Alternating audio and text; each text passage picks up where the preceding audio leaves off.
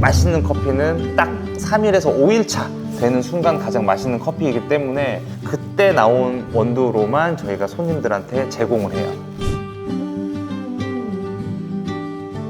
저희가 농장까지 직접 가서 생두를 구할 수는 없으니 수입을 하시는 분들이 이제 해야 될 몫인 거고, 저희가 가장 중점적으로 해야 될 게 이제 생두 컨택, 내가 판매하고자 하는 커피가 어떠한 이야기를 할 건지를 정확하게 캐치를 한 후에 그거에 맞는 생두를 우리가 셀렉을 하고 그 취향에 맞춰서 정확하게 로스팅을 진행한 뒤에 그 다음에 그 로스팅도 마찬가지예요. 에스프레소용으로 갈 것인가, 아니면 브루잉용으로 갈 것인가, 아니면 더치커피용으로 갈 것인가. 로스팅 하기 전에 생두를 셀렉하는 게 가장 중요한데, 어떤 거는 우리가 흔히 얘기하는 신맛, 산미가 많은 커피가 있고, 어떤 거는 산미가 거의 없는 커피도 있어서 그 상권에 맞춰서 아니면은 카페 사장님의 취향에 맞춰서 생두를 선택하는 게 가장 우선적이라고 볼 수 있어요. 같은 생두라고 해서 다 맛이 같지 않습니다. 나라별로, 대륙별로 가지고 있는 캐릭터나 성질이 다 다르기 때문에 각자 가지고 있는 생두의 특징을 잘 살리는 게 로스터의 몫이다 라고 보시면 되겠습니다.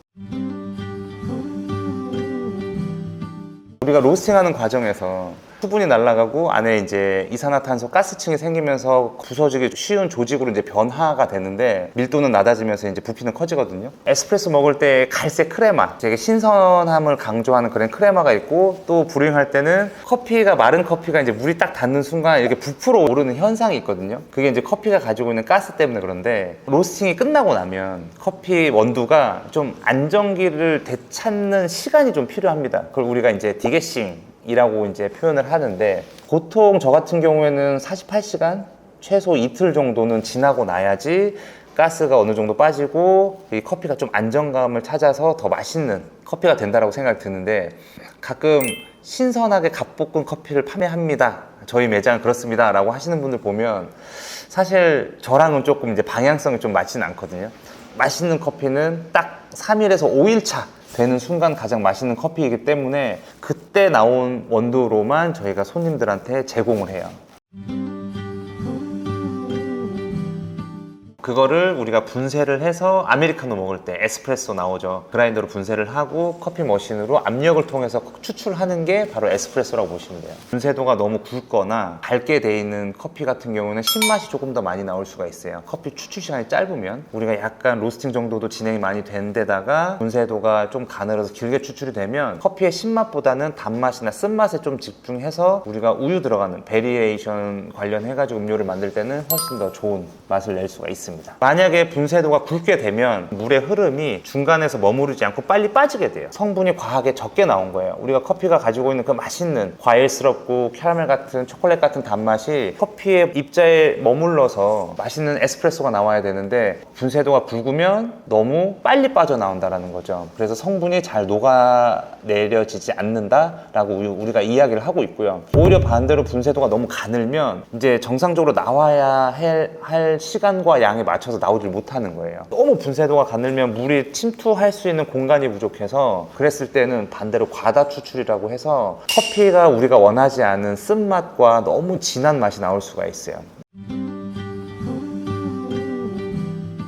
보통 일반적으로 에스프레소도 마찬가지지만 브루잉도 물 온도도 굉장히 영향을 많이 미쳐요. 그래서 방금 전에 말씀드렸던 것처럼 분쇄도 때문이라도 확실하게 커피가 성분이 나오는 거에 방해가 되고, 그런 거를 우리가 이제 제어를 하기 위해서 분쇄도를 측정을 하는데, 거기에 들어가는 물의 온도도 너무 낮으면 성분이 좀 적게 나와서 산미가 조금 더 부각될 수가 있고, 물 온도가 너무 높으면 우리가 원하지 않는, 커피에는 맛있는 맛만 있는 게 아니고 사실 불편한 맛도 있거든요. 근데 물 온도가 너무 뜨겁게 되면 그런 불편한 맛까지 나올 수 있다 라고 해서 굉장히 중요합니다. 물 온도, 분쇄도, 그리고 추출 시간.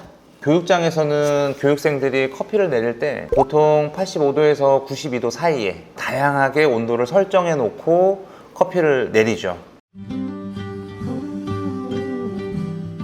아무래도 내가 하고 있는 카페 상권이 만약에 오피스 상권, 조금 젊은 층이 많은 대학가다 라고 하면은, 요즘 젊은 분들은 아무래도 되게 캐릭터 있고 산미 있는 커피를 좋아하다 보니까 그런 식으로 분쇄도와 물 온도를 조절하는 게 좋고, 직장인인데 그래도 조금 연세가 있으신 분들이 있는 지역이다 라고 하면 아무래도 아직까지는 커피의 신맛을 이렇게 썩 좋아하지 않으신 분들이 많기 때문에 분쇄도라든지 생두나 원두를 선택을 했었을 때 산미가 좀 적은 커피를 원두를 선택을 하고 그 다음에 추출을 또 이렇게 더 적게끔 해줄 수 있는 추출 방법을 찾는 게 그 상권에 훨씬 더 유리하다라고 보시면 될 것 같아요.